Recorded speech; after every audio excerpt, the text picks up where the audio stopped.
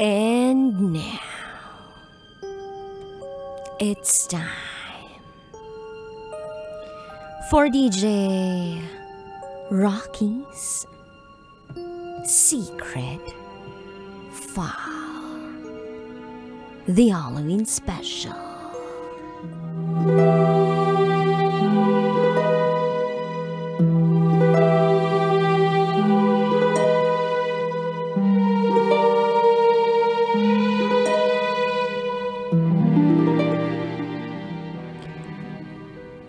Dinala nila ako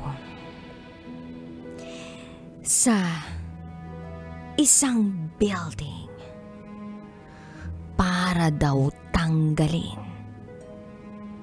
ang masamang espiritu sa akin.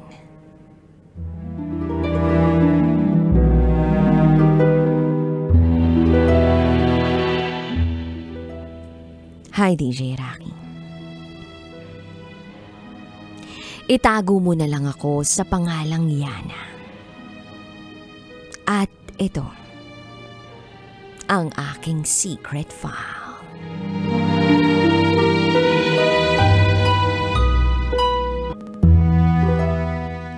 I was grade 7. Meron akong isang kaklase na sobrang crush na crush ko. So dahil charotera ako, umamin ako sa kanya. Na yun, nag-confess din si kuya mo na crush niya rin daw ako. Nakakamiss yung time na kina-crush back pa ako ng mga crush ka.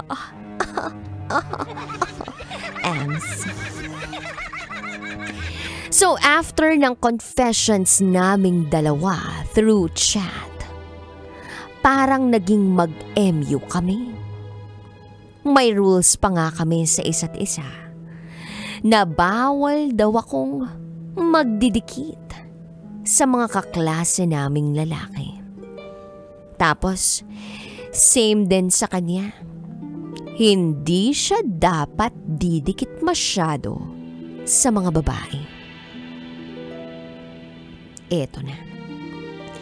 Since hindi ko maiwasan na hindi makipag-interact sa mga friends ko na lalaki,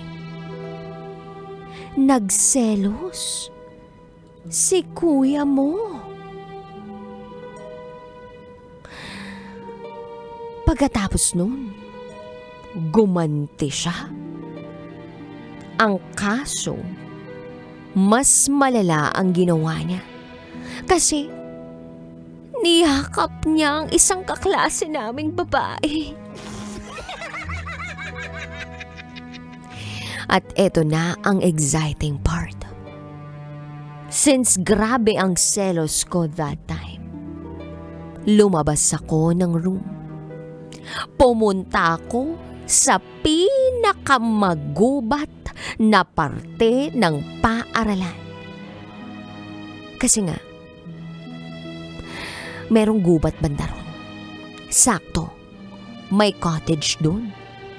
Nagstay muna ako ron ng ilang minuto. For the sad girl ang first son.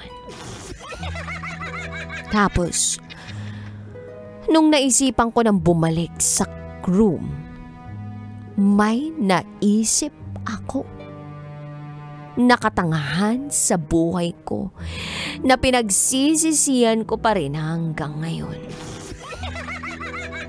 Pagkarating ko sa room, hindi ako nagsasalita.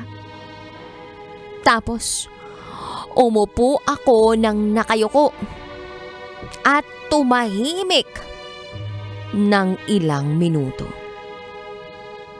Lumapit yung ibang mga kaklase ko at pinaligiran nila ako dahil kapansin-pansin ang katahimikang idinudulot ko. Yes, bagong-bago sa kanila yon dahil maingay ako sa classroom namin. At doon na pumasok sa isip ko na, what if magpanggap ako na sinasaniban?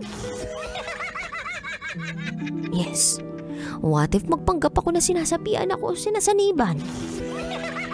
Tapos ayun, bumuelo lang ako. Kasi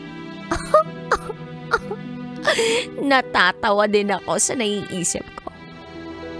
At saktong-sakto talaga na may isang kaklase ako na nakaupo sa harapan ko. Kaya hinablot ko ang kamay niya. Tapos sinabi ko ang mga katagang, "Bakit kayo nandito?" Medyo nakakatakot ang boses na ginamit ko kasi nga kunwaring sinasapian ako.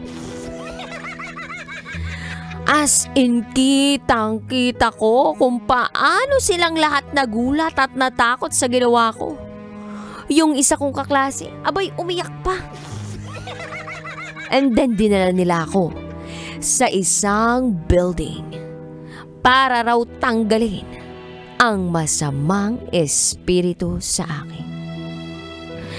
Pinag-pray pa nila ako noon. So yun lang. Natatawa pa rin ako pag naiisip ko ang pinakamalaking katangahan ko sa buhay.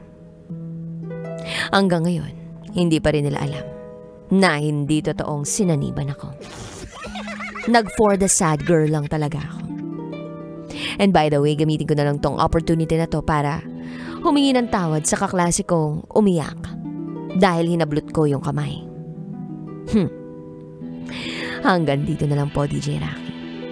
Muli, ako si Yana. At ito, ang aking secret file.